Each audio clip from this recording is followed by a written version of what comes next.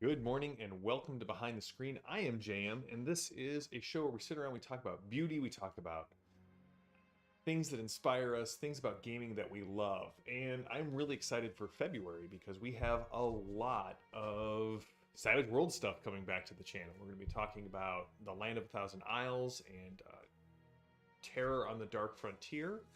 For Savage Rifts, we're going to be talking about Doomguard on Tuesday. Apologies for not being here this week. I'm dealing with some sickness in the family, but it seems to have all blown over. And today we are talking about a comprehensive fantasy city supplement set in the shadow of a great and famed dungeon. That's right, we're going to be talking about City of Greyhawk for Advanced Dungeons and Dragons 2nd Edition. I can't be right. No, we're going to be talking about Castle Zagyg, Yggsburgh for Castles and Crusades. If you know anything about this product, then you understand why why it could be confusing to confuse the blue box for Greyhawk with this product from Troll Games. So the stories and legends of our hobby goes that the very first dungeon ever created by Gygaxian, Blackmoor and Castle Greyhawk's pedigree and Providence, we're not going to get into that. But Castle Greyhawk was the first dungeon that Gary ran for his group as he was working through Chainmail and Dungeons and Dragons, working with Dave Arneson on that. And the funny thing is, we've got a ton of Greyhawk. We've got the world of Greyhawk, the city of Greyhawk. After, Greyhawk Wars, After the Ashes, 3rd edition had Greyhawk. And yet, we really didn't get Gary's view of Castle Greyhawk or Greyhawk's dungeons. And there were a couple of attempts to publish some of them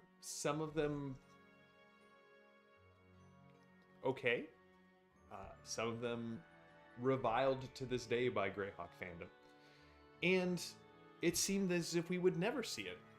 And then, as Providence would happen, if you go back and look at our first interview with Stephen Chenault to Troll Games and Gary Gygax formed a partnership. And they started putting things out. And they put out this. This was supposed to be the first in a series of Castle Zagyg supplements. We still didn't get Castle Zagyg. We got Yggsburgh. And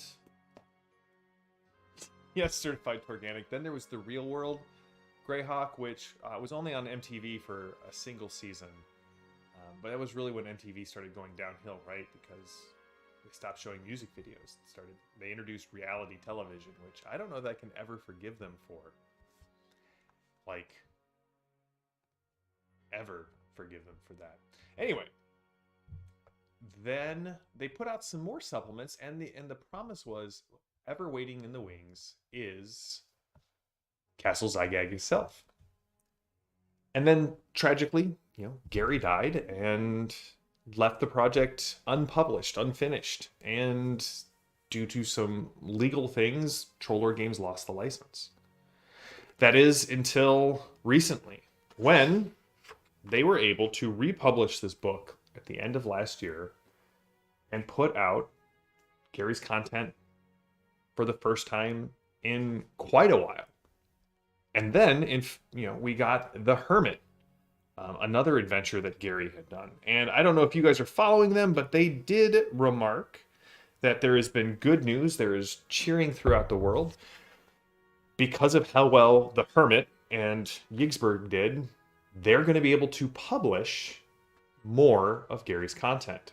They're putting out Gary's World Builder books, which I should do an episode on the Book of Names, because that book is fantastic and falling apart because I use it so much. But they're doing his World Builder series, which is basically a class on, how to design worlds from the master who made Greyhawk. But as part of this announcement, they also said that all of the archives, the stuff that Gary was working on, the notes that they have, all of these different pieces of Castle Zagyg, which is the legally distinct incarnation of Castle Greyhawk, will be coming out.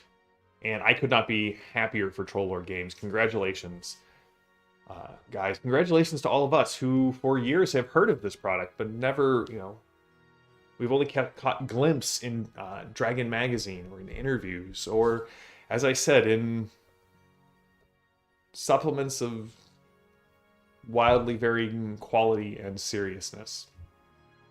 So, today we're going to take a look at Castle Zagyg and why you might, as a GM, want to pick it up. This is definitely a GM supplement. It details the city of Yggsburgh, a city in the shadow of a great castle and its dungeon. And it retails for $50 from Troll Games. I'll make sure that I put the links in the show notes for Castle Zagyg. And what you are getting for $50 is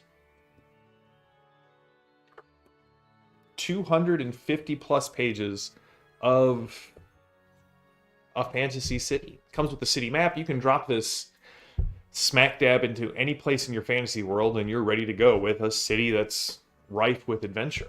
And I should say it's rife with adventure. Those of us who remember T1, the Village of Hamlet, that's kind of the level of detail that you can expect from Yggsburgh. Every NPC, every location has information for you as the GM to plant rumors and adventure hooks and have your players, they could never leave the city, and you have so much information here that you're good to go. But what's really interesting to me is the opening chapters, and that's really kind of what I want to focus on here, because we get design advice, both as game designers and world designers, from Gary. And Gary says, hey, you're going to be tempted to skip some of these things in your game design, and don't, because this is what brings, we'll steal Alexander's term, noetic appreciation from your players into this game. Things like, what is the fashion? What's the culture? What are the naming conventions? What do people wear if they're rich or if they're poor? How do they talk? These are the things that bring a city to life, as opposed to just having generic fantasy city here. And that section goes on for the first 33 pages. It covers the administration, the culture, the list of business types, your social classes, your setting and history, the common names, all the architectural styles. These are things that as GMs, some of us get really fascinated by, and we really want to jump into and dig deep into. But I'll be honest, even like for Jackals, I didn't think too hardly about the architectural styles, aside from kind of the pastiche I created for each culture. That part didn't appeal to me. I delved into the names and the languages and the cultures. I didn't really talk about the fashion. And so in addition to being a guide for GMs and DMs and CKs, it also provides a framework for, hey, here's what makes a city feel real. If there's parts that you're really excited about, you dig into them. If there's parts that you're not, you can head to Pinterest or do some image searches or a little bit of history and just say, I'm going to lift this whole cloth and drop it in here. But the first 33 pages acts as both an introduction to Yggsburgh and, again, as a guide for a GM who is making their own fantasy city. And again, Gary's done all the heavy lifting for you, so if you just want to retitle Yggsburgh as Cynoshore, the city of brilliance, then just do that and drop this thing in. Now, I will say this is not a high fantasy city. This is very much a Greyhawkian Gygaxian city, which is a little bit more grounded, a little bit more medieval. So keep that in mind as you look through it. I'm not saying magic isn't there, but it is not Faerunian in the fact that there are going to be wizard duels through the skies, and, floating cities, and that sort of thing. You know what? That scarf is 10,000 years ago certified to organic, but I have it on good authority that it's coming back around. I've been told that fashion is cyclical. That doesn't help me at all. I've just been told that.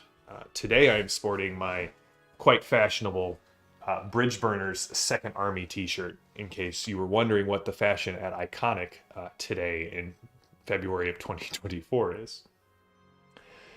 The next two chapters make up the chunk of the book. From we're talking about 160 pages, and half of it is dedicated to Yggsburgh and very detailed, broken down by sections, by businesses.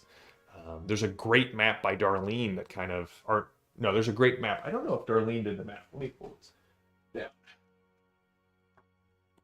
Of Yggsburgh and its environs. It does look like a Darlene map. Let's see. Let's see who did the cartography on this. Darlene, haha, I know my stuff. And Jason Walton. Well done, guys. And then it goes into the environs. And the environs around the city. Tantalizingly close to Castle Zagyg. But the castle still lies off on the horizon. You get environ encounters. There's about 50 of them. Things that you can do outside the city that are close enough to engage your players and send them out on their journeys. And then the last, we get a number of appendices. How to develop the buildings, because he doesn't detail every building, but he gives you advice on how to develop them. What is the crime and punishment? What's the random encounters, both for the city and for the environs? I'm going to pull up this developing the buildings. So it gives you lists of like, what are general building types? What are the property values? Again, it's put a lot of effort and detail. And then, of course, we get monsters, some optional rules, and weather. I love that Gary took the time to put weather charts. And again, if you know Troll Games and you've looked at the CK, the Castle Keeper's Guide, you know this is important to them too. This is part of the verisimilitude that brings a world to life. I have climate maps for Calypsis. I don't show them into anyone, but I have climate maps, ocean currents, and wind currents all mapped out for my world. So I know how all of those patterns work together. Because I'm a giant nerd. I have the lunar calendars, and there's 3 moons in Jackals. I have the lunar calendar set out for a decade's worth of gaming. Oh, Tink, that hurts my heart. I mean, it's true, the turn of the century, but that I do not like it. I started a role-playing club, a Savage Worlds club at my son's school, and when our first session was yesterday, and by the end of it, I felt older than I've ever felt in my entire life, as only the co-sponsor, the other teacher in the room, got maybe 60% of my references and jokes, and all the other ones were just like, crickets. I don't even know that they would get the reference to crickets. Mark, good to see you, my friend.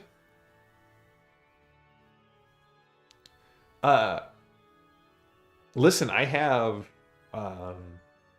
rules for astrological signs. I have rules. I have stellar maps for the night sky based off different seasons in Jackals. And while I don't have the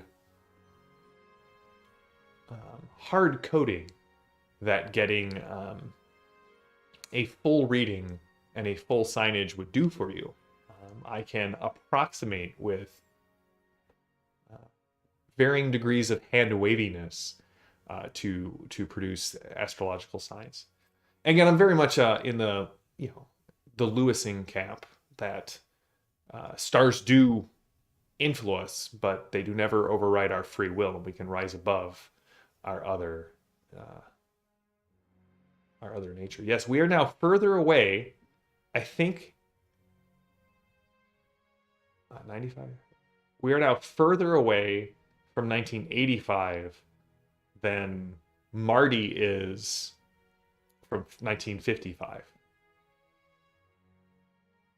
don't like that.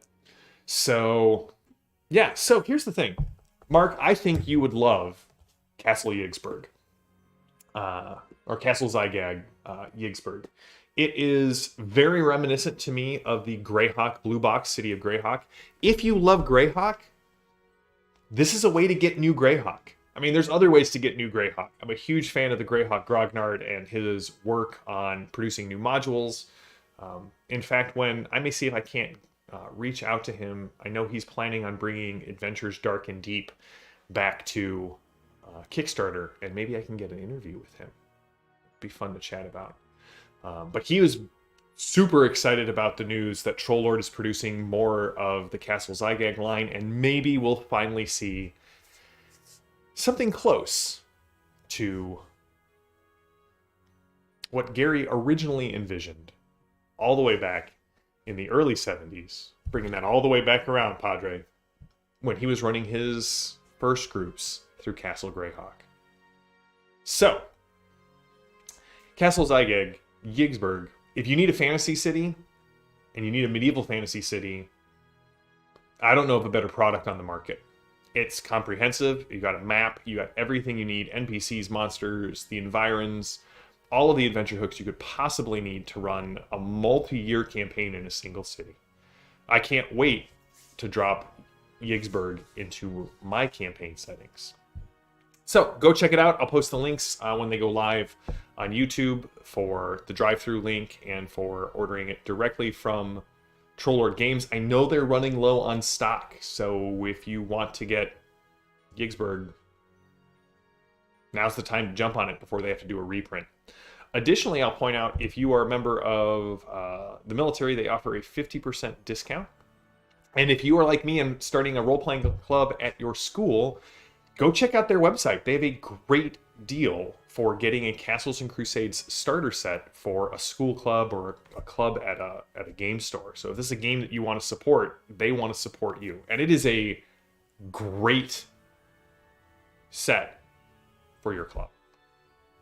So that's it. That's all I've got for Behind the Screen today. On Tuesday, we are going to be talking about Doomguard, the board game currently on GameFound by Pinnacle Entertainment Group. I have had the pleasure of playing it multiple times. We'll kind of go over it, give a brief overview, look at the GameFound, kind of talk about what the reward levels are, and why you may be interested in checking out this Cthulhu meets superheroes game that's between 1 and 5 players. So, and then we're going to get back into Savage Worlds for the month of February. We're going to start off next Thursday by talking in depth about Savage Rift's new book, Land of a Thousand Isles, which really looks at the South America books for Rifts. So, until next time, stay safe, stay healthy, stay gaming. I am JM, this has been Behind the Screen, and I will see you all next week. Until then, have a good one.